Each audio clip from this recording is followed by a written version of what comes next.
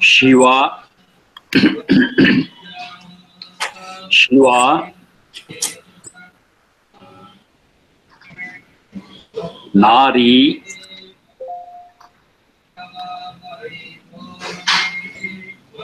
Shiva, Nari, Yam, Astam, Yam, Astam, Agan, Agan, Shiva, Nari, Yam, Astam, Agan.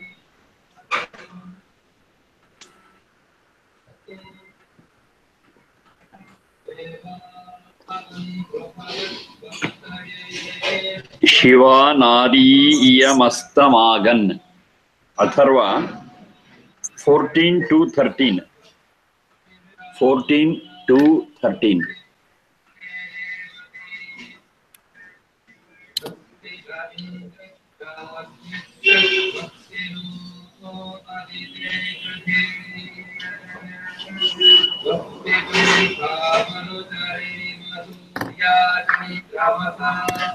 Shiva, Shivu Kalyani.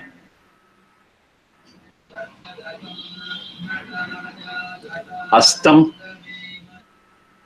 the home, the abode.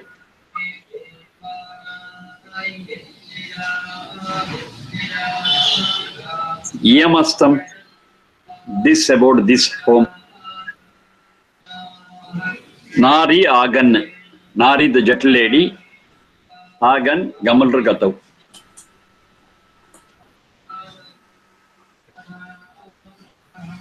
Let the gentle lady come to this house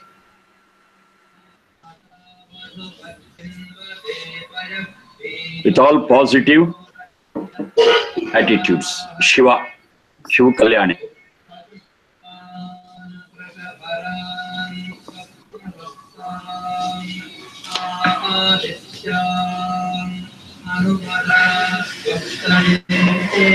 Now there's a request to the gentle lady who is coming to this house after Vivaha Samskara,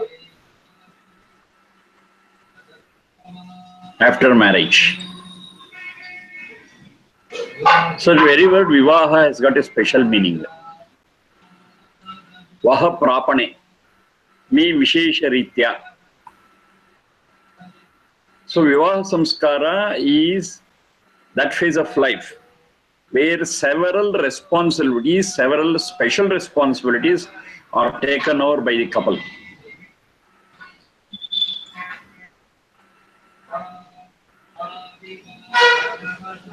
During infancy and childhood,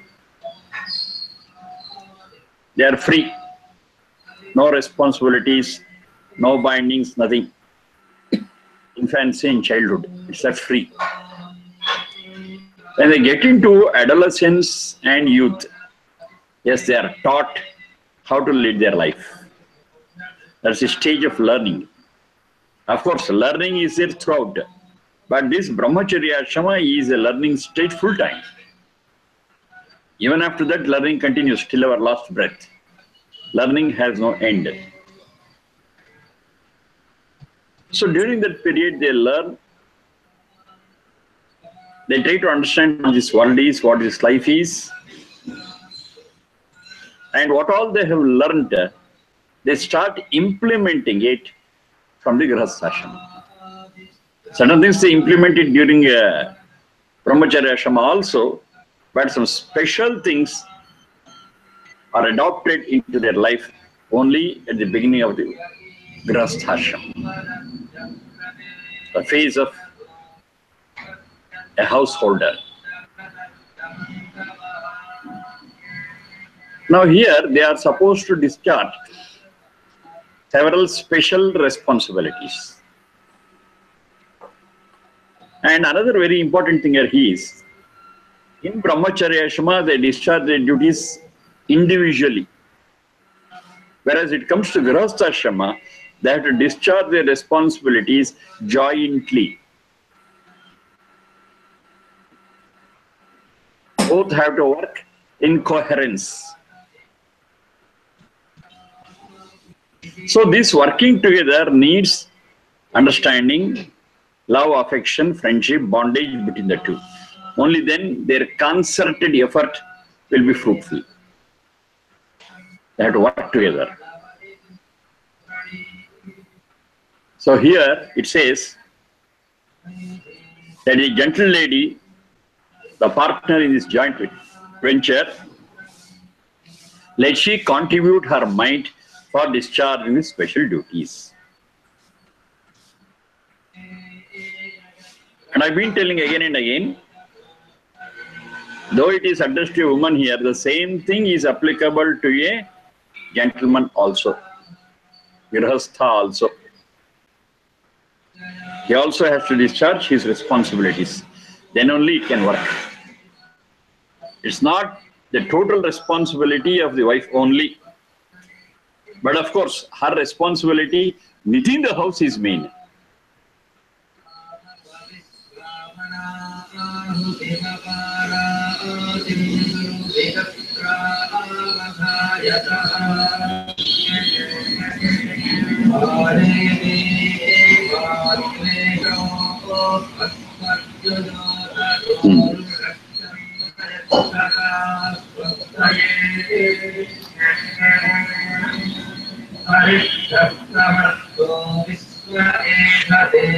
Take down one more piece of the mantra.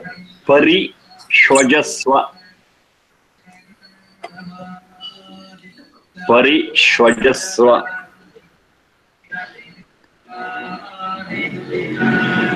Jayam. Pari Shwajaswa. Jayam. Sumanasya Manaha. Sumanasya Manaha. Pari Shwajaswa Jayam Sumanasya Manaha. Atharva 14:2-39. 14:2-39. Pari Shwajaswa Jayam Sumanasya Manaha. Now this is guidance given to the gentleman of the house, Yajamana. So guidelines are given to both Grihastha and Grihini. The gentleman of the house and the gentle lady of the house. The master of the house and the mistress of the house. Both are given. Guidelines are given to them.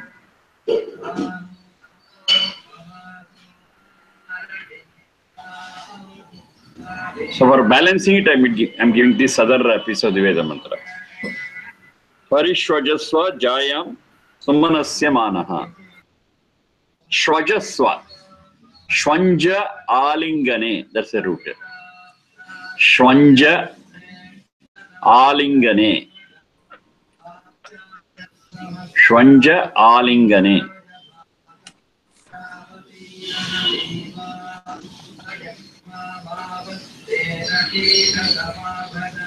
Parishwajaswa Jayam Sumanasya Manha Shwanja Alingane. Alingane is to embrace. To take her into one's arms, fold.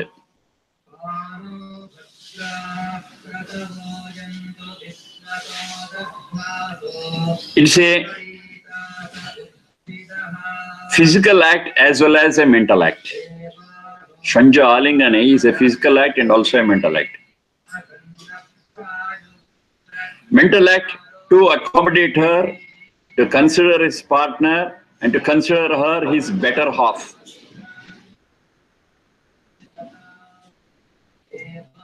And to be close to her in all his thoughts.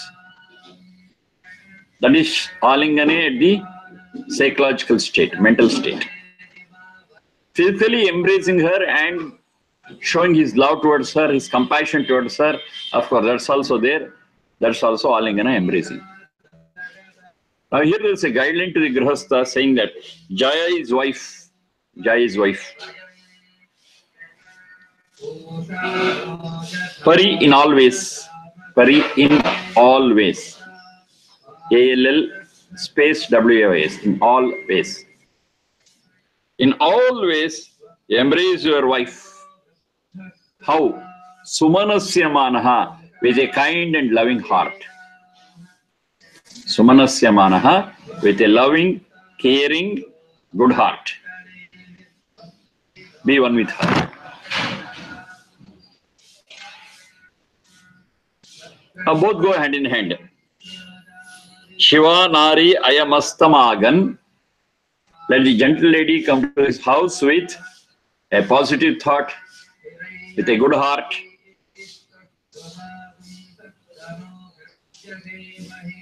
With a mind to bring welfare to this family. And let the husband embrace her in all ways. With a very good heart, with love, with compassion.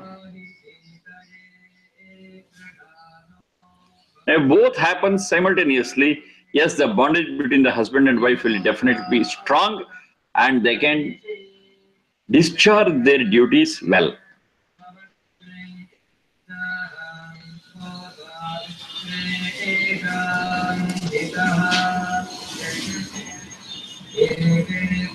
If these two doesn't happen, or if it happens on only one side, yes, there will be disturbance in the family.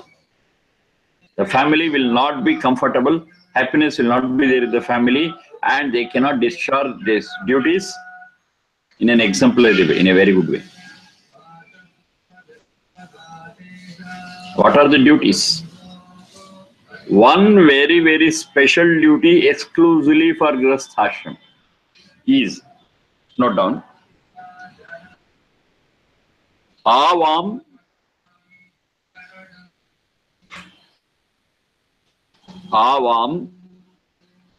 Prajam Janayatu.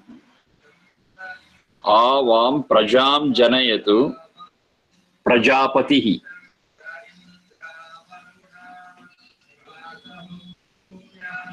Avam Prajam Janayatu Prajapatihi. Prajapati is referred to Satchidananda. Praja is his subjects. All Satchit are his subjects. And these Satchit cannot protect themselves. They need a system.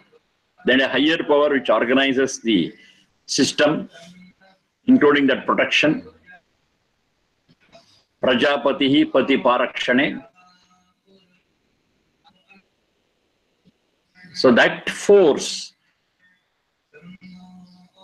which protects all the souls is a Prajapati. That is nothing but Satchidananda. You can call it as God, Almighty, Lord, whatever you want.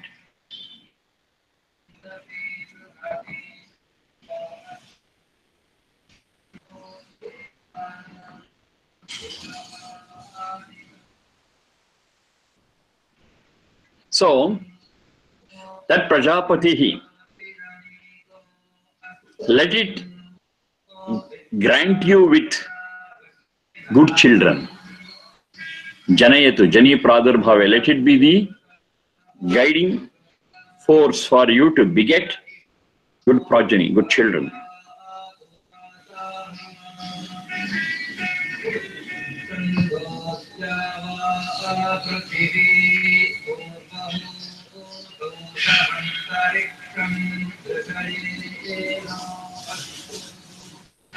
So that's what it says. Ajanayatu. Ajanayatu in all respects, let it help you. Vam Prajam. Prajapatihi Vam Prajam Ajanayatu.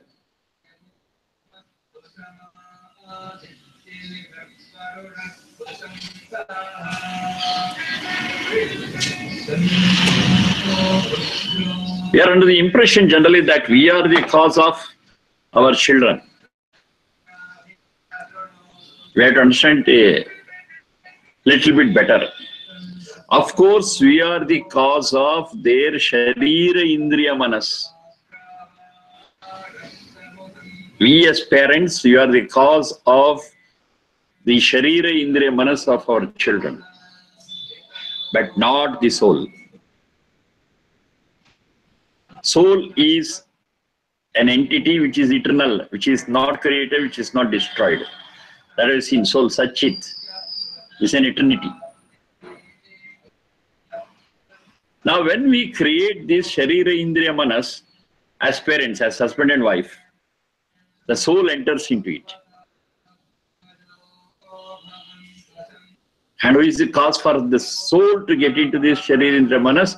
That is a Prajapati, not me. Prajapati, he is responsible of transporting the souls,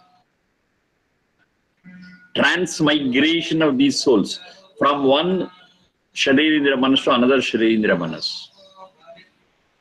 That's responsible. And how it does it? Depending upon the karma phala of the soul, depending upon its ability, depending upon what it deserves. What is it called as? Swadha. Swadha is the word what they use. Swadha. Dha is dudhai dharana poshana yoho. What it can hold, what it can bear. Swa, its capacity. Depending upon its capacity to bear, yes, it's transmigrated, transported from one life to another. Of course, through death. And that's all under the control of the just Satchidananda, the very impartial Satchidananda, and that is called as Prajapati.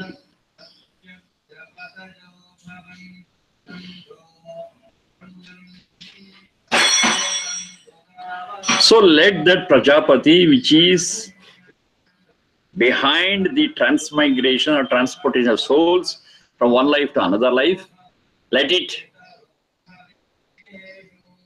cause the birth of our children, and of course we shall be responsible for creating a beautiful, wonderful, healthy Sharira Indriya Manas. That's a process which goes on.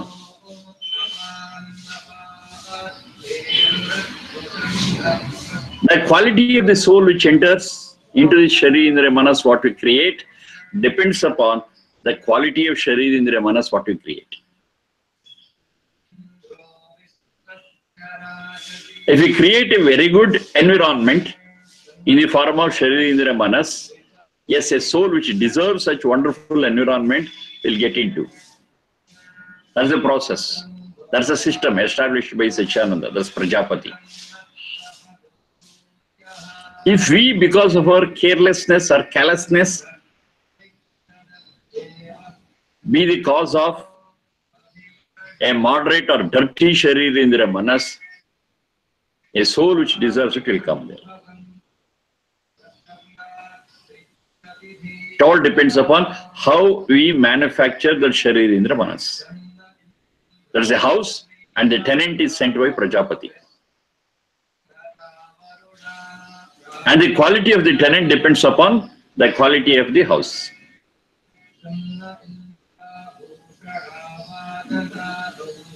So, we are equally responsible for building up the Sharira Indriya Manas in the best way possible. And this is a joint venture. Just husband, just wife cannot do it. Both of them together have to work for it, will for it, wish for it, and do it.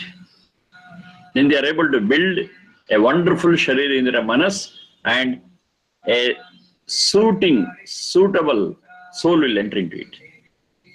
Another system guided by the cosmic law established by the Satchidananda. It's an interrelated thing. So here there is a guideline, that is Avam Prajam Janayatu Prajapatihi. Though it is said, oh, let the God give us good children, we have to also work for it.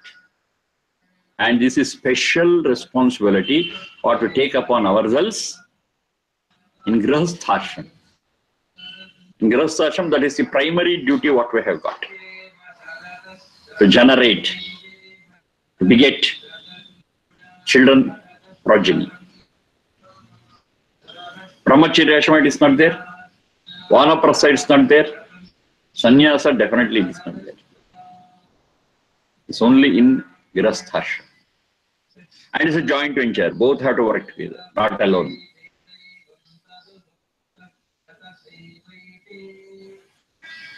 So, let God help us to perform our duty in Grihasthashram well. It's a joint venture. We shall work together and let Him help us in begetting very good progeny. How to say very good? Praja, prakrishta ritya, wonderful exemplary ja, that it takes birth, praja. And of course, this is very clearly reminded to the couple who are entering into the wedlock in Saptapadi, one of the inevitable part of Vivaha Samskara. In Saptapadi, the fifth step says this: Prajabhyaha Panchapadi Bhava. That is on the basis of this piece of Veda mantra. So let us beget very good children. That's our wish, that's our will, and then they take it in the fifth step. And it's very interesting. Why it's fifth step? Because it cannot happen as it is. Some groundwork has to be done, and the groundwork is explained in the first four steps. So once the groundwork is clear, yes, the fifth one will happen wonderfully well, as said in this piece of the Veda mantra. They should have that great power of determination, willpower. Yes, we'll do this. So that couple which has got that willpower, yes, can do anything within the family or in the society. Second one is they have to be healthy. If they themselves are diseased, if they themselves are not in perfect health, how can they give rise to children who are healthy? They cannot. Hereditary problems, hereditary diseases will come to them because the very parents are not healthy. So health is a thing which has to be achieved by the prospective parents before they beget children. They have to take care of it. And it's not just to beget the children, we have to rear them. To rear the children, we need sufficient wealth and paraphernalia. And that wealth and paraphernalia we have to earn in the right way. That is the third step. We shall earn, we shall be wealthy, we shall be rich. But of course, through right means, which is necessary for begetting children and bringing them up. And more than all, the fourth step, it says, we shall be really happy with one another. We shall be satisfied with one another. Husband should be satisfied with the wife, and the wife should be satisfied with the husband. It is one-to-one perfect relationship. This I have emphasized in earlier mantras also. It's a process. This process is not just physical, it is physical, mental, and spiritual, and social. Mainly physical, mental, and spiritual. Only when the both husband and wife understand this and live together, yes, they can find contentment and satisfaction to one another, and that is a wonderful input to beget worthy children, noble children. That is Prajabhya Panchava, the fifth step. So it's gradually built up step by step. So it is not direct achieving it, we have to work for it with so many prerequisites. So when this thing is said, oh God, help us to beget worthy children, it means we shall do the remaining prerequisite four. Willpower, health, wealth, and contentment. Upon it we can build a healthy progeny.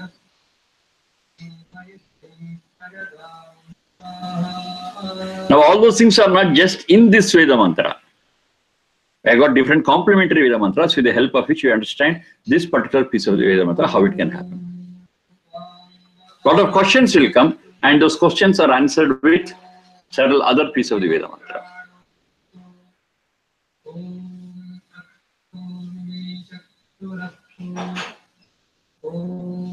Just now I said wealth. Third step, you can take down that piece of Veda mantra. It says, Iha Pushyatam Raim. Iha Pushyatam Raim. Atharva 14 to 37. 14 to 37. Here, in this family life, in this grahasthashram, Raim means wealth.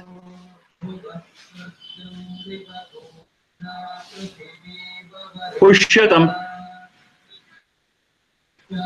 earn it and enrich it. Pushyatam, earn it and enrich it. Here in this grahasthashram, you have to earn and you have to enrich the wealth what you have earned. And that is prior to begetting children. Only then you can beget good children and can nourish them, can take care of them, can raise them, can bear them well. If you yourself is empty-handed, how can you take care of the child? So you should have resources. So gain those resources, and those resources are called as Raim. Pushyatam, let there be sufficient resources. Iha Pushyatam Raim. This is all complementary. It is supportive to other statements.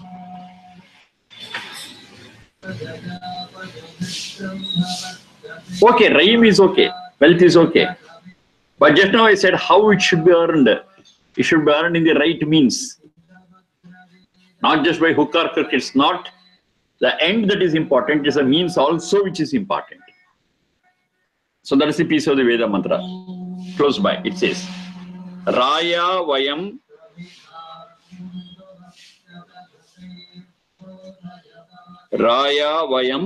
Sumanasasya. We shall be wealthy, fine.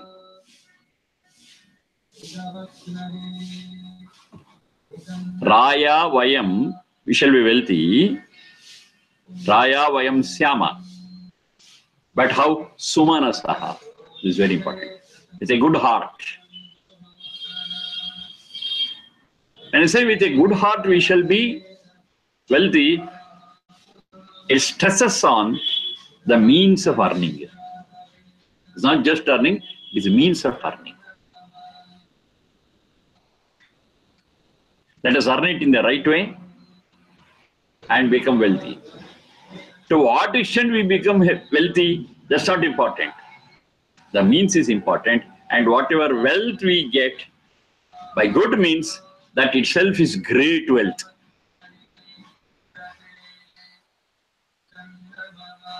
Another Veda mantra from Rig Veda, it says, Vitte Ramaswa Bahumanyamanaha. They all have to be seen together. It's one picture. So you get a stroke from here, we get another stroke from here and paint it, and finally we get a beautiful picture. Vitte Ramaswa Bahumanyamanaha. Whatever we are earning in the right path, in the right means, that itself is great. How much is immaterial? How much is not the question here. How you have earned it is very important. Even it's a lot of money earned by hook or crook, that will not save you. That will not be the cause for Sumanasaha. Sumanasa is the keyword there. Sumanasa, that will not give you a good heart. Because by hook or crook you have earned it. So the money, the wealth, what you have earned is tainted. Tainted. It's not pure. It's not pure, it is tainted. It's got all the blemish. That's another word. Blemish, tainted. It's got a black mark on it. That will not come to your help. You should be clear, crystal clear, pure, unblemished, untainted. And only then it ensures Sumanasaha. And the wealth what you earn has to be Sumanasaha. It should be with a good heart. So how do you differentiate between earning it in the good heart, in the right way and wrong way? It's also very simple. Ma Gridaha, another Veda mantra. Yajurveda, 40th Adhyaya, first mantra, 40.1. Ma Gridaha, don't snatch. You see, that's a basic principle. Don't snatch. Don't grab. Don't be in a hurry to amass wealth. Work for it, earn for it, work for it and earn it, and be sure you are only a trustee and you are never the owner of any of your wealth. You are only a trustee. It is not your own. So ownership is different, trusteeship is different. The same thing they ask in the very same mantra. Kasya Siddhanam. Whose wealth is it? Who is the owner of this? You cannot claim ownership because you came empty-handed and you are going empty-handed. What's yours? Nothing. But are given certain things, certain resources to manage as a trustee. That's the way to differentiate between good wealth and bad health. Sumanasaha and Durmanasaha. Sumanasaha, you know very clearly that you are not the owner of any resource, any wealth. It's given to you and you are supposed to use it diligently. You are supposed to gain it without snatching, without grabbing, without stealing, without exploiting. Okay, it's a big list. What is hook or crook is explained. Don't earn it in that way, then you are earning it in the right way. And that's how you have to earn it. And to earn it, what is required is Sumanasaha. If Sumanasaha is not there, everything is gone. However much you earn, it is useless because it is tainted. It's got a black mark on it. And that wealth will not, repeat, that wealth will not come to your aid. You cannot make the best use of it. But even if it is, in terms of quantity, less, but in the right way with Sumanasaha, 100% will come to your aid and you can enjoy the full wealth. So there are two things. One is gaining wealth, number two, enjoying it. The wealth what we earn, we can enjoy, provided it is earned in the right means, Sumanasaha. If we don't earn it in the right means, we cannot enjoy it because Sumanasaha is not there. For enjoyment, Sumanasaha is also a prerequisite. Then what's the use of earning? You earn, but you cannot enjoy. It's a waste. Even it may be huge amount, millions, billions, crores. You cannot enjoy it. What's the use? Why you cannot enjoy? If the Sumanasaha is not there, we will be under constant threat, we will be in constant fear, we will be under constant tension, anxiety. Then what's the use? With a peace of mind, you cannot enjoy it. Peace of mind is an essential thing for enjoying anything. Anytime, anywhere. And that peace of mind is a product of Sumanasaha. Sumanasaha is a good heart, a compassionate heart, a loving heart. So in that very basic thing, Sumanasaha is not there. What is the use of your wealth? Not wealth, what is the use of your mountain of health? It will not come to your aid. You cannot enjoy it. You have to sit on the mountain of wealth and mourn because Sumanasa is not there.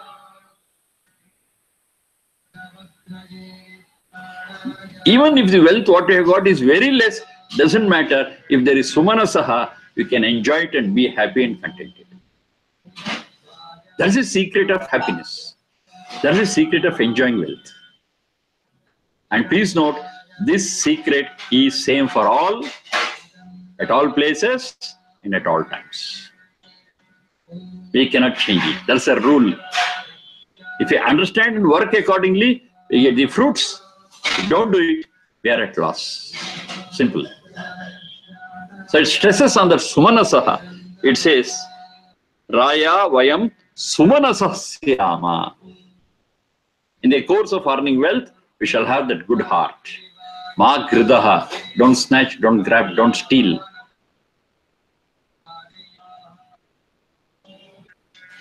Don't take your wealth on debt also. Elsewhere it says, Anrunaha Syama. We shall be free from debts.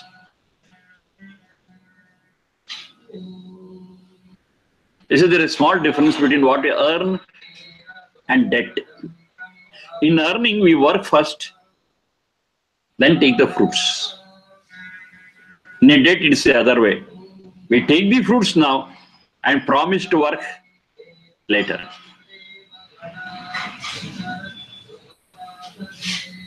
And it's very clear,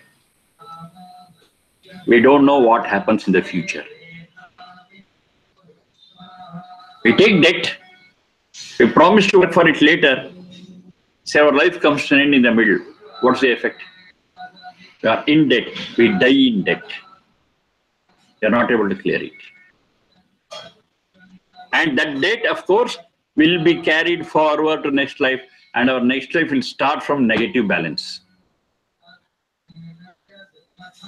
It's the other way here. When you work and go for enjoying it, so in the meanwhile we die. Doesn't matter. Whatever we have worked for, that will be carried forward to the next life, and we start with a positive balance. As simple as that. So to start a life with positive balance is good. With a negative balance is a bit troublesome, burdensome. Let's not do it. So work first, then enjoy.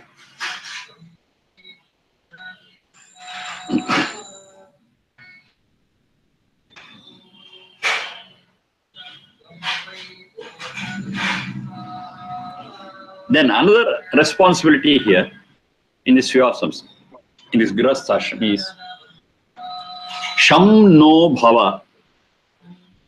Sham no Bhava. Dvipade Sham Chatushpade. Sham no Bhava Dvipade Sham Chatushpade. Atharva 14 to 40.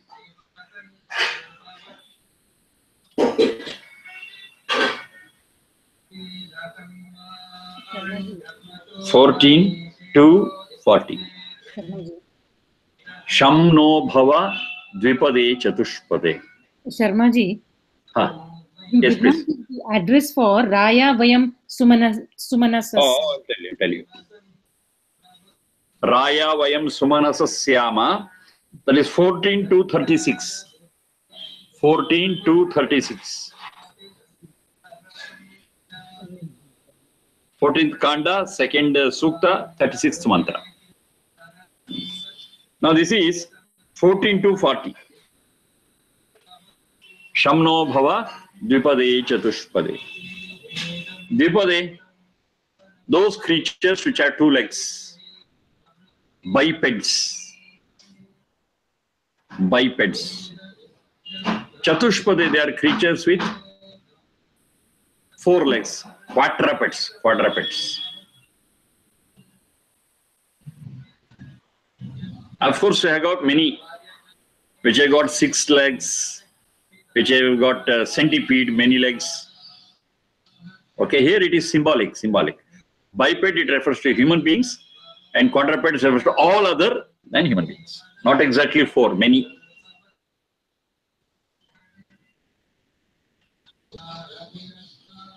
So when you speak of octopus, it has got 8.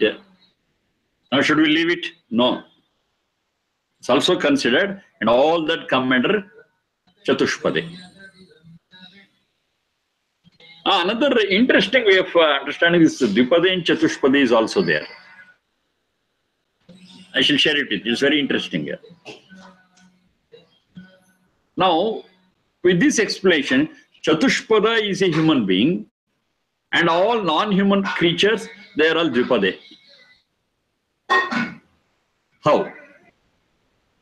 So we have got 4 goals in life. Artha. Artha means goal. Purushartha, the goal to be achieved by the soul.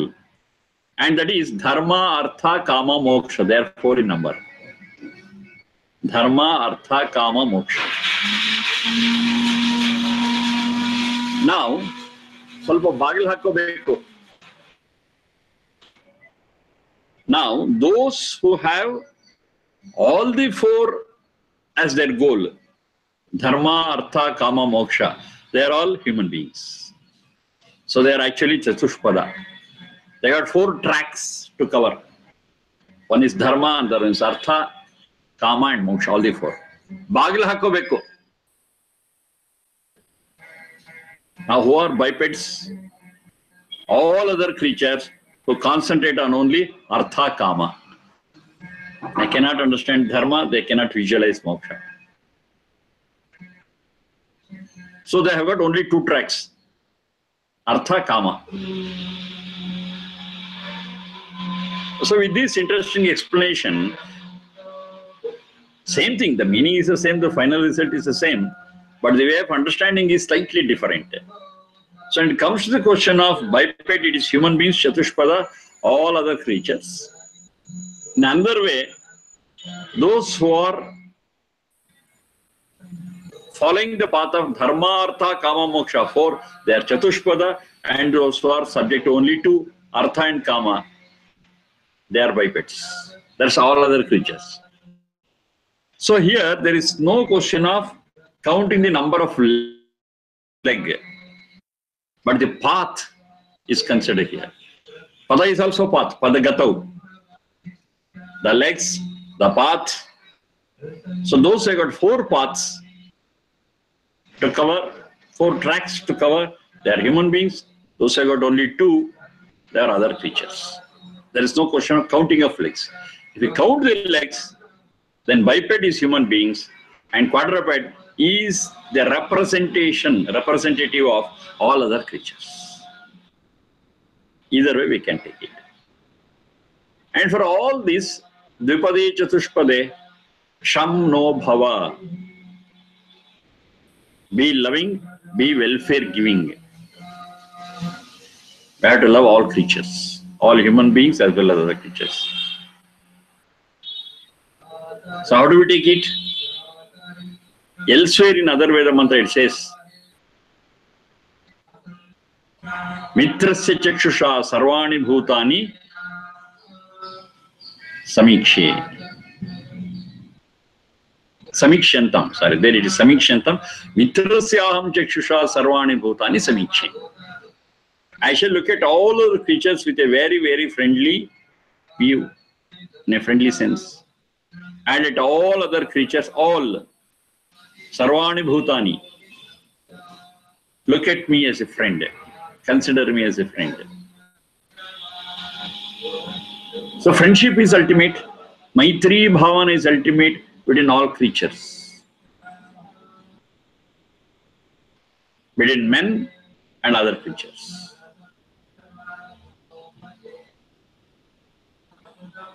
Between creatures, it may be slightly different because they are placed on Artha and Kama, that's all.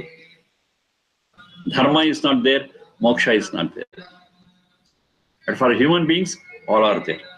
So for them, the clear-cut guidelines are be friendly with all creatures.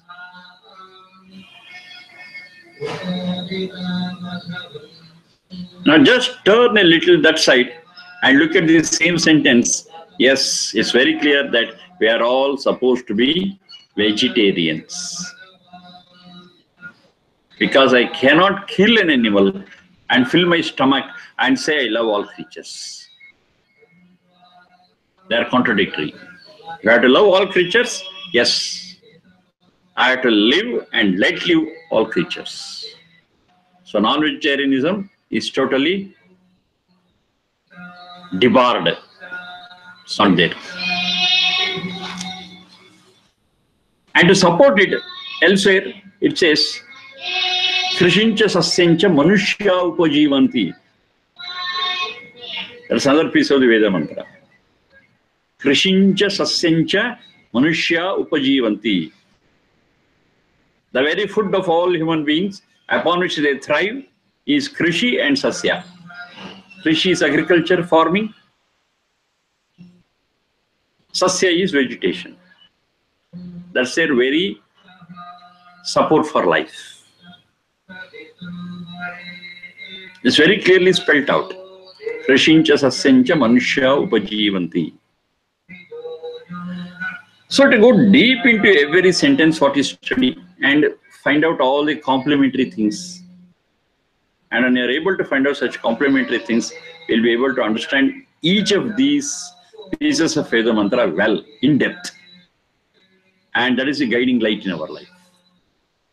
Shanno bhava dvipade chatushpade. Be friendly with, be welfare giving to all creatures. You call it a biped, you call it as quadruped, or you call it as those who have got dharmartha kama moksha as their goal, and those who have got just artha kama as their goal. Doesn't matter.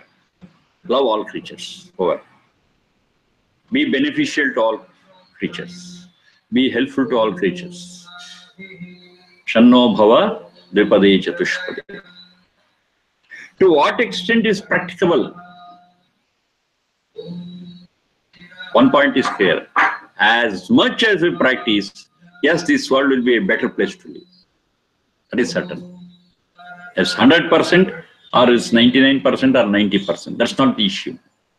More we love other creatures, more we love harmoniously with other creatures, yes, this world will be a better world to live in. That much is certain. Maybe it is 5% today. If it is 6% tomorrow, yes, the world is a better place to live. That's all. That is, it speaks about the goal. It speaks about the target, what we have to achieve. And moving towards the target is definitely beneficial, is definitely pleasing, peaceful, loving. There's no doubt about it. Let us be at it. Let us try to achieve the target, reach the target, and with all seriousness. That's beneficial to us as well as the whole world around. That is the purpose of human life. That's the only way a soul can enrich itself, a soul can strengthen itself, a soul can purify itself. There is no other way. And to achieve it is the very purpose of the human life. No other creature on this planet can achieve this. They cannot even visualize what it is. It is a special power what we have got. We are endowed with such a special power, and only when we achieve it, yes, we are worthy human beings. Otherwise, we are no better than an animal, but in human form. Let us think and analyze, and Shanno bhava dvipade chatushpade. Now, these are all special responsibilities what we have to take care of. Now, the Shanno bhava dvipade chatushpade is there throughout, in all the phases of life. But it is special in case of Grihasthashram. Because we rear animals, we rear livestock. Now, this is not done in Brahmacharya Ashrama. Brahmacharya Ashrama, we do a little, of course, in Gurukula, limited. We take care of the livestock there. Vanaprastha, we have disengaged ourselves from certain attachments. Sannyasa, we are totally free. No strings, no duties regarding livestock is attached there. So it is more attached when we are in Grihasthashram.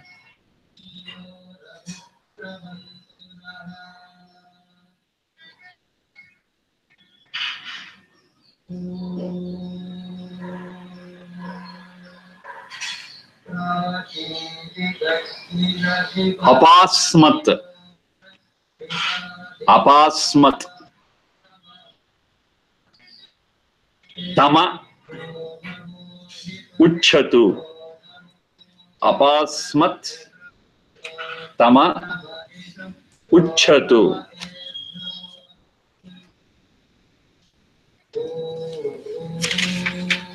Atharva 14 to 48.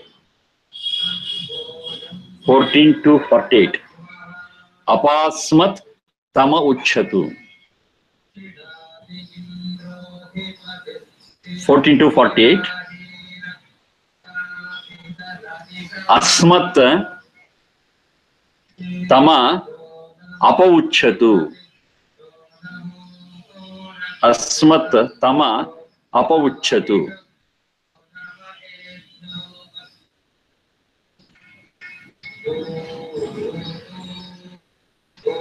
Tama.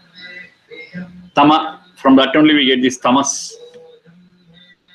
Tama, we know it is darkness. But how I understand it? What is the core of that tama? When you go to the dhatu, you will understand it. Tamu glanau. Tamu glanau.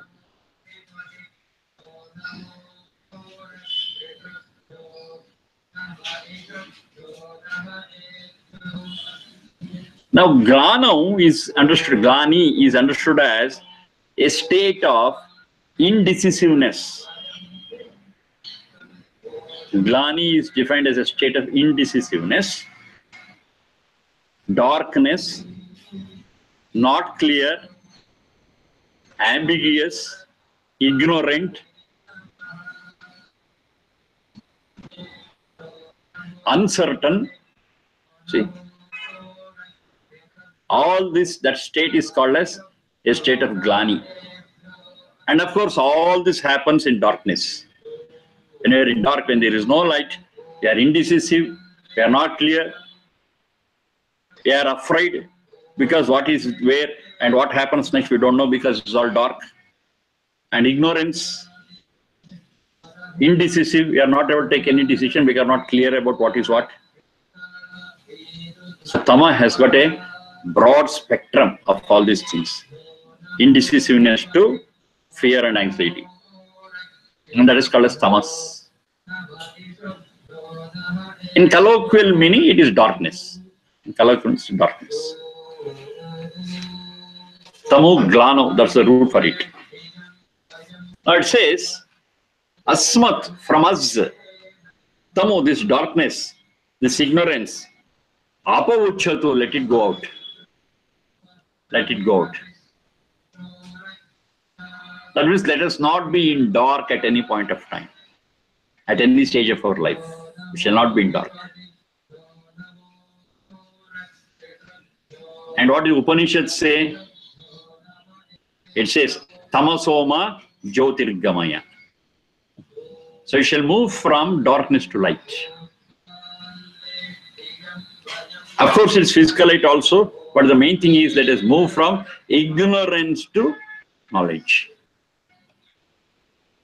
Tamasoma Jyotirgamaya. Oh God, take us, Gamayas, take us from tamas to Jyoti, from darkness to light, from ignorance to knowledge, take us. That's a prayer. And the root of that Upanishad Vakya is here, Apasmat Tama Uchchatu. From us, let the darkness be taken out. Now, will it happen automatically? No, never, never, never. It happens only when we strive for it, only when we work for it, only when we labor for it. It won't happen automatically. Prayer is fine. Prayer is fine. Oh God, take all the tamas from us. Excellent. But if the prayer has to be answered, we have to work for it. We should have an open mind, observe what is happening inside and outside, and record them, analyze them, understand them, come to conclusions. That is light. All this we have to do. It's all on our part. Ignorance will not go from us automatically.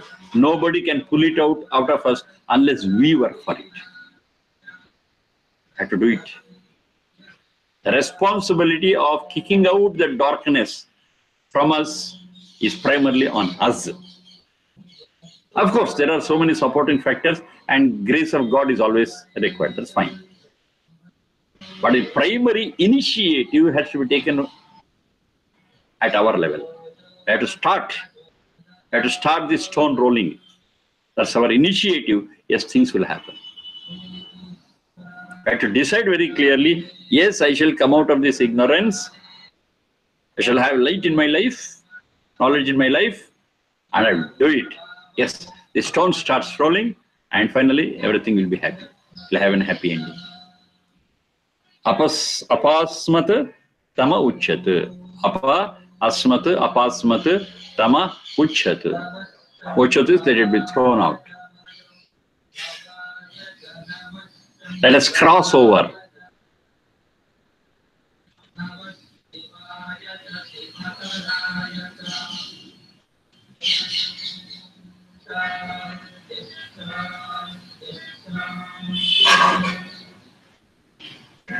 Okay, certain things we have seen. There are many such things. We'll continue. Thank you very much. Thank you, Sharma.